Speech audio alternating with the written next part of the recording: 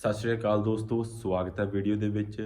Bharatiya Janata party ਅਤੇ ਪ੍ਰਧਾਨ ਮੰਤਰੀ ਮੋਦੀ ਨੂੰ ਸੱਤਾ ਤੋਂ ਬਾਹਰ ਕਰਨ ਦੇ ਲਈ ਦੇਸ਼ ਦੀਆਂ ਸਾਰੀਆਂ ਵਿਰੋਧੀ ਪਾਰਟੀਆਂ ਇਕੱਠੀਆਂ ਹੋ ਗਈਆਂ ਨੇ।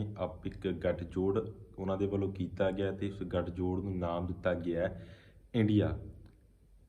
ਦੇਸ਼ ਦੀਆਂ ਦੋ ਮੁੱਖ ਵਿਰੋਧੀ ਪਾਰਟੀਆਂ ਕਾਂਗਰਸ ਅਤੇ ਆਮ ਆਦਮੀ ਪਾਰਟੀ ਵੀ ਇਸ ਦੇ ਵਿੱਚ ਇਕੱਠੇ ਹੈਗੇ ਨੇ। ਤਾਂ ਜਦੋਂ ਇਹ ਫੈਸਲਾ ਲਿੱਤਾ ਗਿਆ ਤਾਂ ਪੰਜਾਬ ਦੇ ਵਿੱਚ ਖਲਬਲੀ ਮਚ ਗਈ ਕਿ ਆਮ ਆਦਮੀ ਪਾਰਟੀ ਅਤੇ ਕਾਂਗਰਸ ਇਕੱਠੇ ਕਿਵੇਂ ਰਹਿ ਸਕਦੇ ਨੇ। ਇਹ ਦੋਨੇ ਇੱਕ ਦੂਜੇ ਕਿਉਂਕਿ ਆਮ ਆਦਮੀ ਪਾਰਟੀ ਸੱਤਾ ਦੇ ਵਿੱਚ ਅਤੇ ਕਾਂਗਰਸ ਵਿਰੋਧੀ ਧਿਰ ਅਤੇ ਸੱਤਾ ਧਿਰ ਅਤੇ ਵਿਰੋਧੀ ਧਿਰ ਇਕੱਠੇ ਕਿਵੇਂ ਕੰਮ ਕਰ ਸਕਦਾ।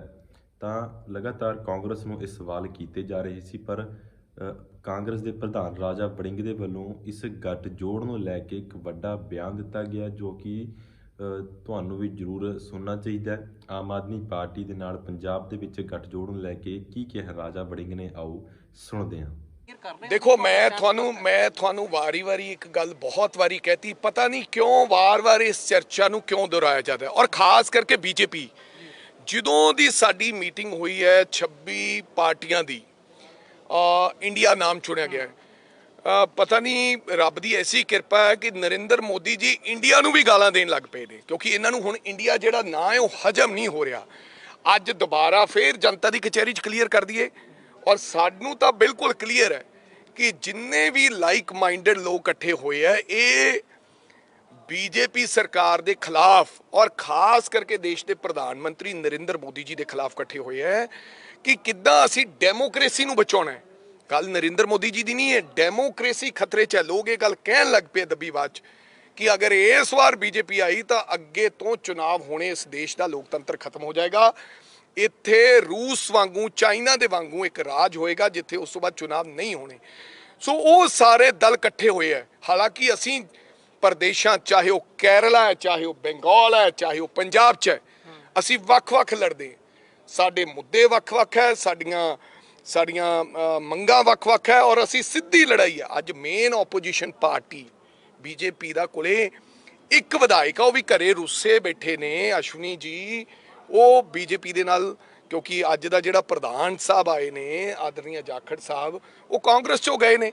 ਸੋ ਇਸ ਕਰਕੇ ਸਾਡਾ ਅਲਾਇੰਸ ਇੰਡੀਆ ਅੱਪਰ ਲੈਵਲ ਤੇ ਹੈ। ਸਾਡੇ ਨਾਲ ਕਿਸੇ ਦਾ ਕੋਈ ਅਲਾਇੰਸ ਦੀ ਗੱਲ, ਕਿਸੇ ਪ੍ਰਕਾਰ ਦੀ ਕੋਈ ਚਰਚਾ, ਕਿਸੇ ਪ੍ਰਕਾਰ ਦਾ ਕੋਈ ਸਵਾਲ, ਕੋਈ ਚਰਚਾ ਹੀ ਨਹੀਂ। ਔਰ ਆਉਣ ਤੁਹਾਨੂੰ ਲੱਗਦਾ ਇਹ ਮੀਡੀਆ ਨੇ ਚਲਾਤਾ ਸੀਟ ਸ਼ੇਅਰਿੰਗ। ਇਹਦੇ ਜਿਹੜਾ ਬੰਦਾ ਇਹ ਕਹਿੰਦਾ ਵੀ ਸੀਟ ਸ਼ੇਅਰਿੰਗ ਹੋ ਗਈ ਹੈ, ਉਹਨੂੰ ਪੁੱਛ ਕੇ ਆਓ ਵੀ ਤੁਸੀਂ ਕਿਹਨੂੰ, ਸੋਨੀਆ ਜੀ ਨੂੰ, ਖਰਗੇ ਸਾਹਿਬ ਨੂੰ ਜਾਂ ਕੇਜਰੀਵਾਲ ਜੀ ਨੂੰ ਤੁਸੀਂ ਮਿਲਿਆ ਹੋ?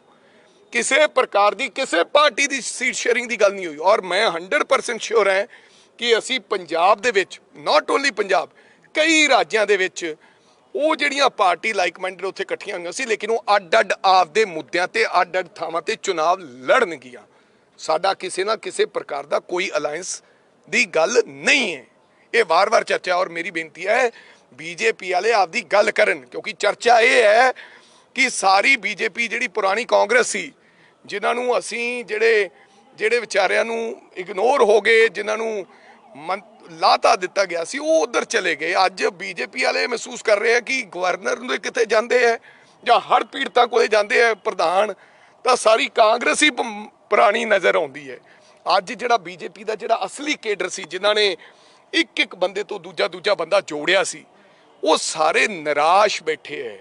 ਅੰਦਰ ਹੀ ਅੰਦਰ ਬਹੁਤ ਵੱਡਾ ਵਿਰੋਧ ਹੋ ਰਿਹਾ ਹੈ ਔਰ ਖਾਸ ਕਰਕੇ ਅੰਦਰ ਬੀਜੇਪੀ ਦੇ ਵੀ ਹੈਗਾ, ਦਲਿਤ ਭਾਈਚਾਰੇ 'ਚ ਬਹੁਤ ਵੱਡਾ ਵਿਰੋਧ ਹੈ ਬੀਜੇਪੀ ਦਾ। ਔਰ ਮੈਂ ਉਹਨਾਂ ਨੂੰ ਇਹ ਸਵਾਲ ਪੁੱਛਦਾ ਹਾਂ, ਕਿਰਪਾ ਕਰਕੇ ਜਾਖੜ ਸਾਹਿਬ ਇਹ ਗੱਲ ਕਲੈਰਿਟੀ ਲੈ ਕੇ ਆਉਣ, ਇਹ ਦੱਸਣ ਕਿ ਅਲਾਇੰਸ ਪੱਕਾ ਅਕਾਲੀ ਦਲ ਨਾਲ ਤੁਹਾਡੇ ਗੱਲ ਮੁੱਕ ਚੁੱਕੀ ਹੈ ਕਿ ਅਜੇ ਬਾਕੀ ਹੈ। ਜਿਹੜੀ ਸਾਡੇ ਕੋਲੇ ਖਬਰਾਂ ਦੇ ਮੁਤਾਬਕ ਤਾਂ ਮੁੱਕ ਚੁੱਕੀ ਹੈ ਕਿ 5 ਸੀਟਾਂ ਬੀਜੇਪੀ ਲੜੇਗੀ ਤੇ 6 ਸੀਟਾਂ ਅਕਾਲੀ ਦਲ ਲੜੇਗਾ ਤੇ ਇੱਕ ਅਕਾਲੀ ਦਲ ਬਸਪਾ ਨੂੰ ਦੇਣੀ ਚਾਹੁੰਦਾ। ਇਹ ਗੱਲ ਮੁਕੰਮਲ ਤੌਰ ਤੇ ਅੰਦਰ ਮੁੱਕ ਗਈ ਹੈ। ਇਹ ਹੁਣ ਇਕੱਠੇ ਹੋ ਕੇ ਆਪਦੀ ਵਿਉਂਤ ਬਣਾ ਦੇਣ। ਲੋਕ ਹੁਣ ਧੋਖੇ 'ਚ ਨਹੀਂ ਆਉਣਗੇ।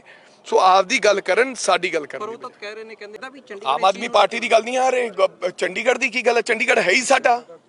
ਇਹ ਚੰਡੀਗੜ੍ਹ ਐਡਮਿਨਿਸਟ੍ਰੇਸ਼ਨ, ਮੈਂ ਗਵਰਨਰ ਸਾਹਿਬ ਨੂੰ ਵੀ ਲਿਖਿਆ, ਗਵਰਨਰ ਸਾਹਿਬ ਦੇ ਦੋਹਰੇ ਮਾਪਦੰਡ ਨੇ ਗਵਰਨਰ ਸਾਹਿਬ ਫਿਰਦੇ ਪੰਜਾਬ ਦਾ, ਉੱਥੇ ਗੇੜਾ ਲਾਉਂਦੇ ਨੇ ਹੜ੍ਹਾਂ ਦਾ ਗੇੜਾ ਹੀ ਅਸੀਂ ਲਾਉਂਦੇ ਫਿਰਦੇ, ਪੈਸੇ ਲੈ ਕੇ ਆਉਣ। ਅਸੀਂ ਕਿਹਾ ਵੀ ਸਾਨੂੰ 10,000 ਕਰੋੜ ਰੁਪਇਆ ਦਵਾਓ ਸੈਂਟਰ ਚੋਂ। ਦੂਸਰੀ ਗੱਲ, ਚੰਡੀਗੜ੍ਹ 'ਚ ਪੰਜਾਬ ਦੇ ਨੰਬਰ ਦੀ ਫੀਸ ਪਾਰਕਿੰਗ ਦੀ ਵੱਧ ਕਿਉਂ ਲੱਗੇਗੀ ਬਈ? ਇਹ ਬੀਜੇਪੀ ਸਾਡੇ ਹੌਲੀ ਹੌਲੀ ਹੱਕ ਖੋ ਰਹੀ ਹੈ ਚੰਡੀਗੜ੍ਹ ਤੋਂ। ਸਾਡਾ ਪੰਜਾਬ ਦੇ ਪਿੰਡ ਉਜੜੇ ਸੀ, ਚੰਡੀਗੜ੍ਹ ਵਸਿਆ ਸੀ। ਪਹਿਲਾਂ ਸਾਡਾ ਹੱਕ ਖੋਣ ਲੱਗੀ ਹੈ ਕਿ ਵਿਧਾਨ ਸਭਾ ਵਾਸਤੇ 10 ਕਿੱਲੇ ਜ਼ਮੀਨ ਚੰਡੀਗੜ੍ਹ 'ਚ ਦੇਣ ਰਹੀ ਹੈ ਵੱਖਰੀ, ਜਦੋਂ ਆਲਰੇਡੀ ਵਿਧਾਨ ਸਭਾ ਹੈਗੀ ਹੈ। ਜੇ ਕਿਸੇ ਨੇ ਵੱਖਰੀ ਵਿਧਾਨ ਸਭਾ ਬਣਾਉਣੀ ਹੈ ਤਾਂ ਪੰਚਕੂਲੇ ਬਣਾਉਣ। ਇਹ ਦੂਜਾ ਅਟੈਂਪਟ ਹੈ। ਪਹਿਲਾਂ ਇੱਕ ਅਟੈਂਪਟ ਨਹੀਂ, BBM ਦਾ ਸਾਡਾ ਮੁੱਦਾ, ਚੰਡੀਗੜ੍ਹ ਯੂਨੀਵਰਸਿਟੀ ਦਾ ਮੁੱਦਾ, ਸਿਟੀਜ਼ਨ ਬਿੱਲ ਦਾ ਮੁੱਦਾ, ਬਹੁਤ ਸਾਰੇ ਮੁੱਦੇ ਹੈ। ਹੁਣ ਆ ਇੱਕ ਅਟੈਂਪਟ। ਇਹ ਹੌਲੀ ਹੌਲੀਆਂ ਚੀਜ਼ਾਂ ਹੋ ਰਹੀਆਂ।